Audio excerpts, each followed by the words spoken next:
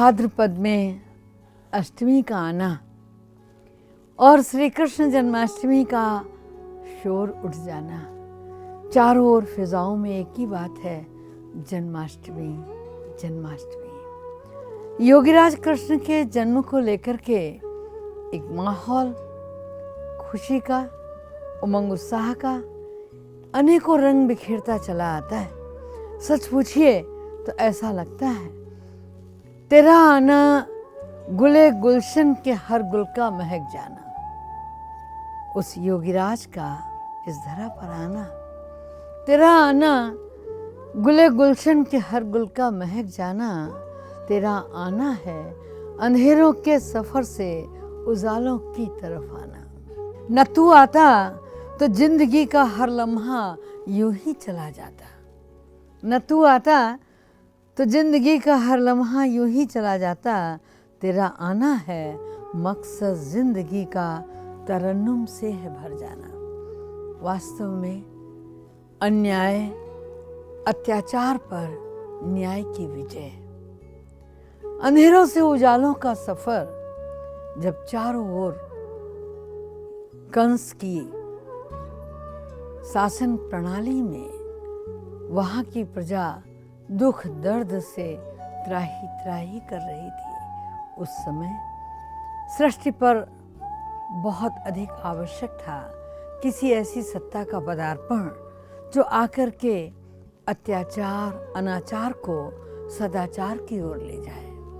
और वो सदाचार की ओर ले जाने वाला छोटा सा बालक जिसका जन्म भाद्रपद अष्टमी को हुआ, श्री कृष्ण का जेल के अंदर आना, अंधेरों से उजालों की ओर आना। एक उम्मीद देवकी को जो थी, देवकी ने स्वेच्छा से कारागार मांगा था कि मेरी सारी संतानों को समाप्त कर दो, उससे बेहतर है मुझे समाप्त करने से मैं संतानों को ही दे देती हूँ।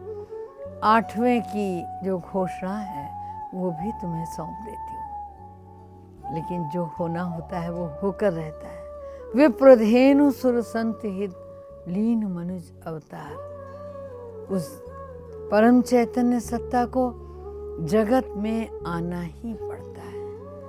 और जो कहावत है, होनहार बिरवान के होत चीकने पात। जब श्री कृष्ण इस धरा पर आए और श्री कृष्ण का आने का अंदाजा थोड़ा थोड़ा कहीं हवाओं में भी गूंजा, कंस को भी लगा कि मेरा मारने वाला तो कोई और है, क्योंकि 8वीं संतान जिस कन्या को उसने मारने की कोशिश की थी वो तो हाथ से छूटकर चली गई और घोषणा करती गई, हे कंस, तेरा मारने वाला पैदा हो चुका है। वो शुबहा, वो शंका, वो घोषणा और पूर्व भविष्यवाणी कंस को मथने लगे थे। श्री कृष्ण का जन्म प्रारंभ से ही अनेक अनेक किंवदंतियों से लेकर यथार्थ की ओर बढ़ता गया। बाल्यकाल में जमुना पार करनी पड़ी जन्म लेते ही। नंद के यहाँ पूतना का वध करना पड़ा, और तो और जमुना जी में कूदना पड़ा, नाग वासुकी को नियंत्रित करना पड़ा, अकासुर बकासुर न जाने कितने असुरों का संहार करना पड़ा। और ये संहार इस बात की घोषणा थी कि सदाचार का एक स्फुलिंग, एक छोटा सा कण कितनी ताकत लेके पैदा होता है। बाल स्वरूप है तो क्या हुआ, शक्तियां बाल नहीं,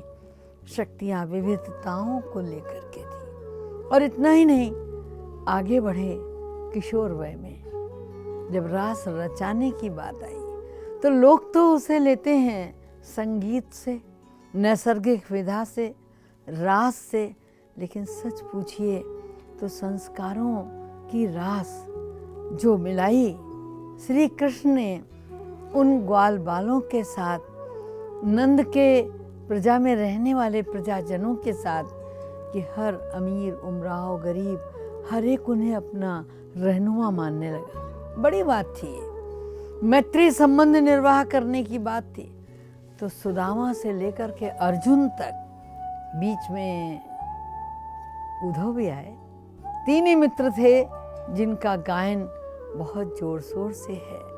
तो मैत्री का निर्वाह कैसे किया जाता है, ये योगीराज कृष्ण ने दिखाया।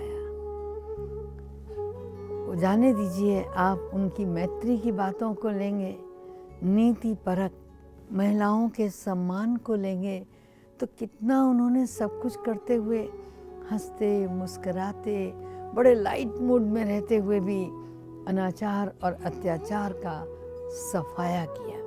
बहुत बड़ी बात है। श्री कृष्ण योगीराज के एक एक जीवन पृष्ठ की कहानी को पलटते जाएं और देखते जाएं, तो क्या नहीं किया उन्होंने। और उनका हर कृत्य इस बात की घोषणा करता गया, मैं आ गया हूँ, मैं आ गया हूँ। और ये उनका आना बागवा है रूहे गुलशन का बड़ा प्यारा अनोखा सा, नंद के गांव में भी ये लगने लगा था। सजाता रूहों को गुण ज्ञान से, उन्होंने जो रास रचाया देता रंग चोखा सा। कन्याएं हों, गोपिकाएं हों, हर एक को लगने लगा। जब गोवर्धन उठाया तो लोग कहते थे इंद्र से पंगा लेगा कौन।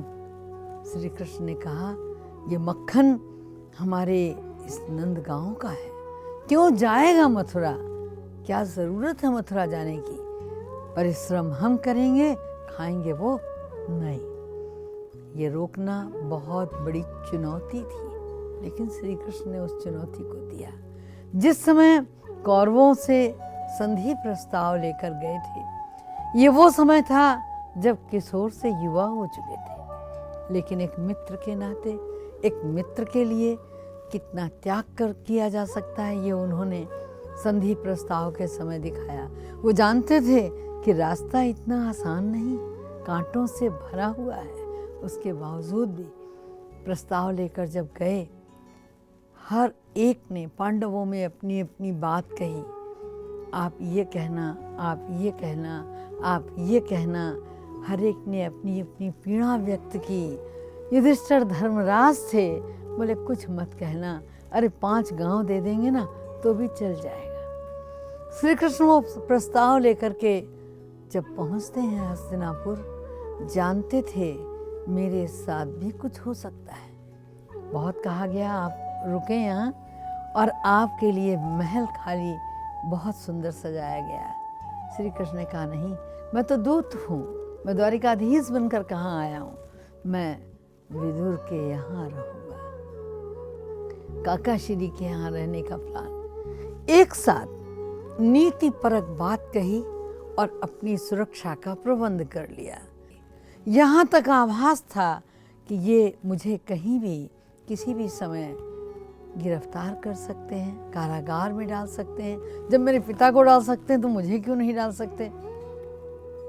बहुत अच्छे से उन्होंने उस बात का भी सामना किया। जिस समय एकाएक जाकर बैठ गए थे, लोग तो दुनिया में केवल उनके एक ही विराट रूप की चर्चा करते हैं कि जब उन्होंने अर्जुन को रूप दिखाया था और बताया था कि जिसे तुम जानते हो वो मैं नहीं हूं।